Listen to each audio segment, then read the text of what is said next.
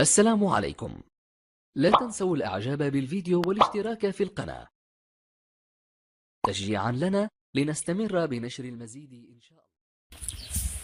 في الفترة الأخيرة وخاصة في الظرف القاسي نلاحظ بعض النساء يلبسن ثوب شهرة، فنراها تلبس أجمل الثياب مع أرقى الموديلات لتشتهر به بين النساء، وتدفع زوجها أو أباها أو أمها إلى أن تشتري أغلى وأرقى الثياب. فلماذا يا أختي المحجبة؟ فهذا تبذير، فضلا عن أن هذا من غضب الله تعالى. فقد قال رسولنا الكريم صلى الله عليه وعلى آله وسلم: من لبث ثوب شهرة في الدنيا ألبسه الله ثوب مذلة يوم القيامة.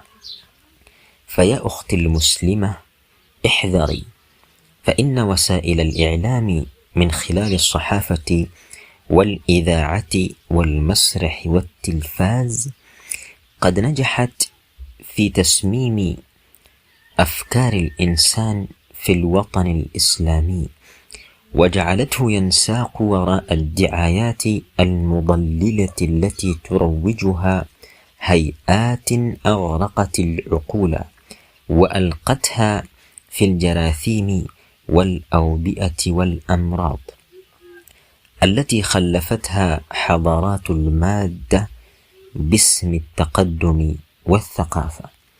وهناك ما هو أدهى من ذلك وأمر، وهو وضع المكياج والعطر الصارخ وصبغ الأظافر وغيرها مما لا يليق بالمسلمات المحجبات المؤمنات، فتراهن يلطخن الوجوه بأصباغ وألوان تطير العقول، وفي نفس الوقت تلبس الحجاب. فلا أعلم أي حجاب هذا، فهل أصبح الحجاب إخفاء زينة أم إظهارها؟ ولماذا تتحجب المرأة إن كان هذا دأبها وهذا سلوكها؟ أتتحجب لمرضاة الله تعالى أم تجعل نفسها أجمل أمام الناس؟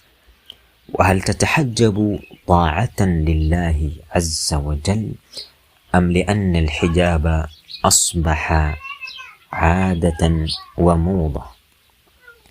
فيا أختي المسلمة، إن التبرج سنة إبليسية فاحذري. فقد كان هدف إبليس الأساسي هو التبرج، كما قال تعالى: يا بني آدم لا يفتننكم الشيطان كما أخرج أبويكم من الجنة ينزع عنهما لباسهما ليريهما سوآتهما.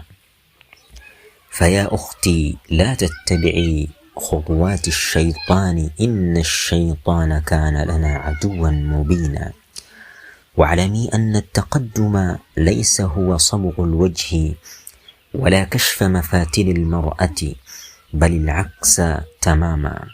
فانظري إلى الغرب كيف ضاعت أخلاقهم وكثرت أمراضهم وعم وطم فجورهم وفسوقهم، ولكن عندما عرفوا دين الله عز وجل الإسلام ولبسوا الحجاب الشرعي شعروا بالطمأنينة.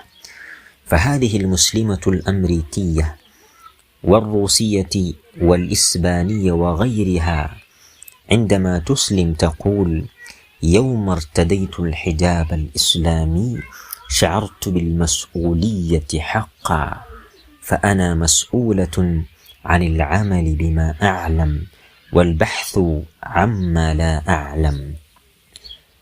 فهذا هو لسان حالها ومقالها. فماذا نقول عمن ولدت ونشأت وتربت وترعرعت في داخل الإسلام؟ لا يسعني إلا أن أقول كما قال الشاعر: بربك هل سألت العقل يوما أهذا طبع من رام الصواب؟ أهذا طبع طالبة لعلم إلى الإسلام تنتسب انتسابا؟ فما كان التقدم صبغ وجه ولا كان التبرج له بابا، ولا كان التقدم إن كشفت مفاتنك وأشغلت الشباب.